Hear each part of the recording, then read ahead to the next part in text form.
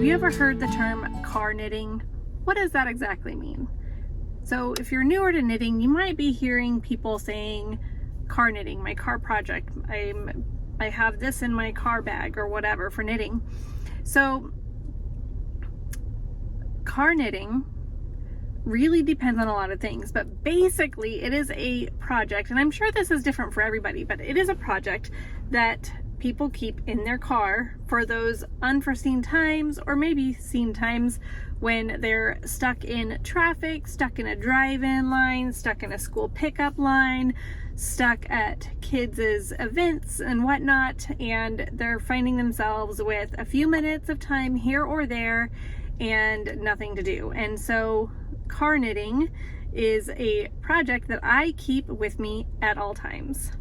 Hi you guys, my name is Laura and I am the maker and creator behind Back Porch Fiber Co.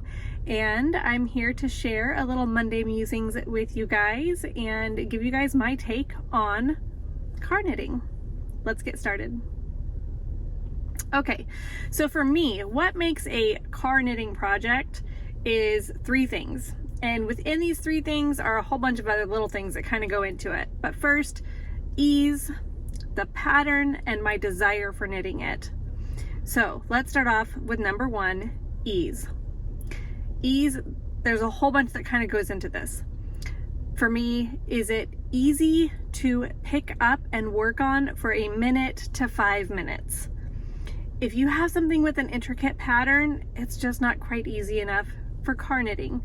Now that doesn't mean that like on a road trip I might bring it with me if I know I'm going to have an extended amount of time to work on a project, but for me, car knitting is for those quick, you know, it could be a minute, it could be 10 minutes, whatever.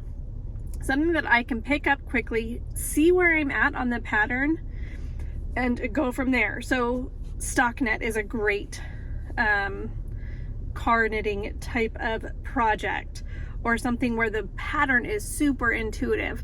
I probably am not going to choose a project with cables or with an intricate pattern. And the pattern actually that I'm working on right now is really not that great for car knitting, and I'll go over that too and tell you guys why.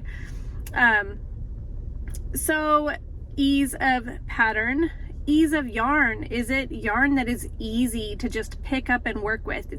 I'm not going to pick a color work project, even if it's intuitive and easy to follow, because I don't want all the different balls of yarn. I want something that is super compact, that I can just fit in the middle console of my car, because that's another thing, right? I don't really like to have a knitting project bag out when I'm not in my car, because it looks kind of like a purse. It looks enticing, and I would be much more disappointed if somebody came, like, broke into my car and stole my knitting bag than the person taking it. They're going to be disappointed, but I'm going to be even more disappointed. So I keep it just something that I can fit in here.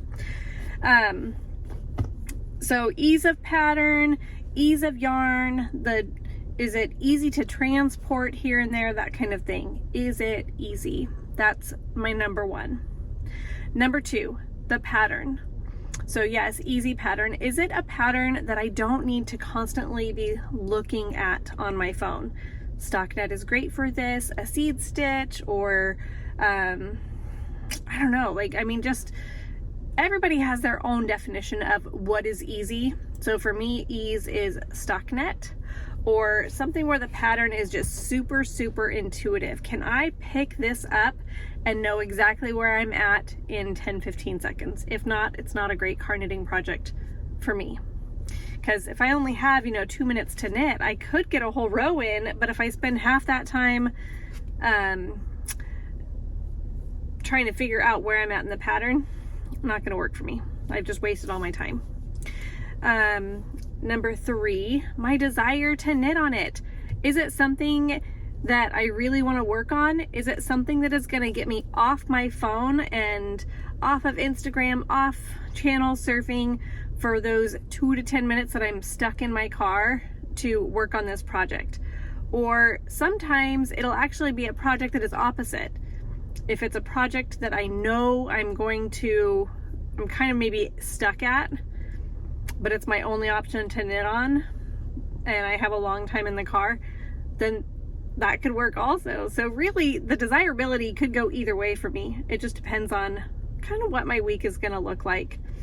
Typically my car knitting project really doesn't come out of the car for me. It might at a certain point in the project, and then I might replace it, but typically it's something that's just going to stay in the car until it's done. For me, like my last car knitting project was so perfect. I did some scrunchies. It was a spruce scrunchie by Heidi and Lana. Super intuitive, super easy. It didn't really matter if you did exactly the amount of rows that was necessary. You could just kind of keep going if you wanted it thicker or thinner or whatever. It was super, super easy. Fingering weight, scrappy yarn. So it was a stash buster project, size 2 needles. So it wasn't, you know, like size 1, size 0 on fingering weight yarn. So it was just a little bit more intuitive, easier to work with, quick, easy to pick up. I could fit a whole bunch of scraps, and my I used size 2, I think like 12-inch circular needles. Just really, really, really easy. I loved it. But I've made so many of those that I needed a different car project. So that's how I decide.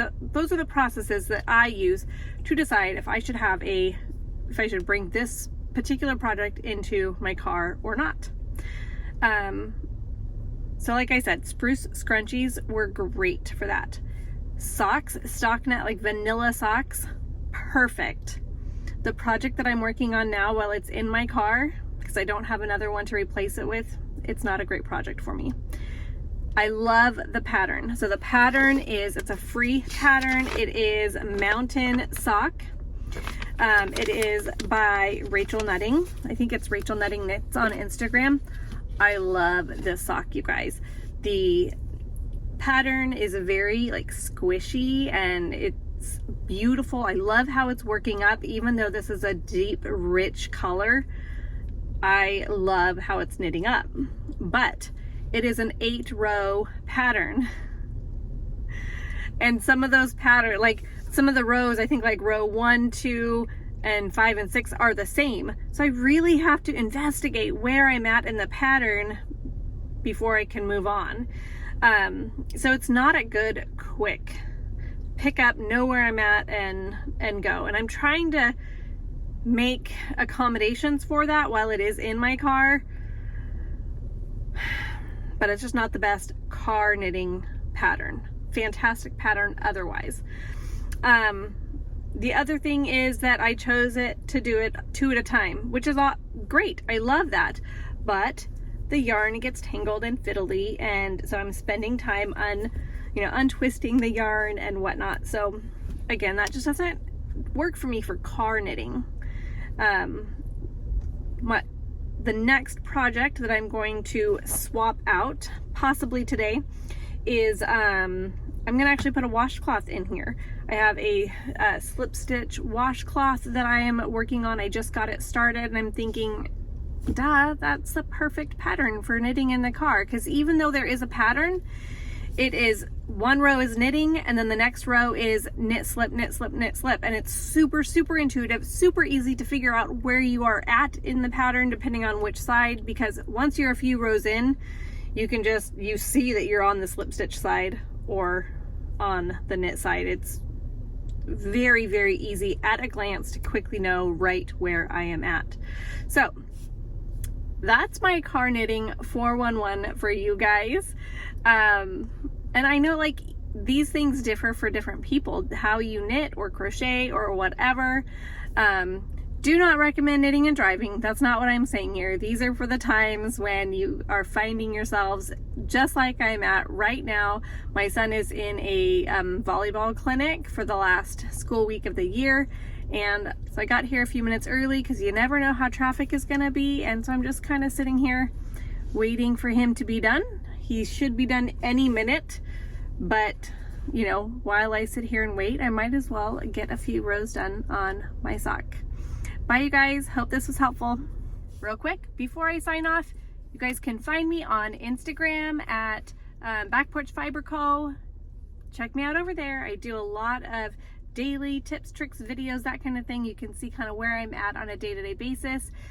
Or you can also check out my Etsy shop, where I have a lot of progress keepers and stitch markers, notions for knitting, crocheting, all of that kind of stuff. So check out my shop and go follow me over on Instagram. If you guys haven't subscribed to my YouTube channel yet, subscribe down below. It really does help me out. Like this video if there was any part of it that was helpful for you guys. Thanks, guys. Bye.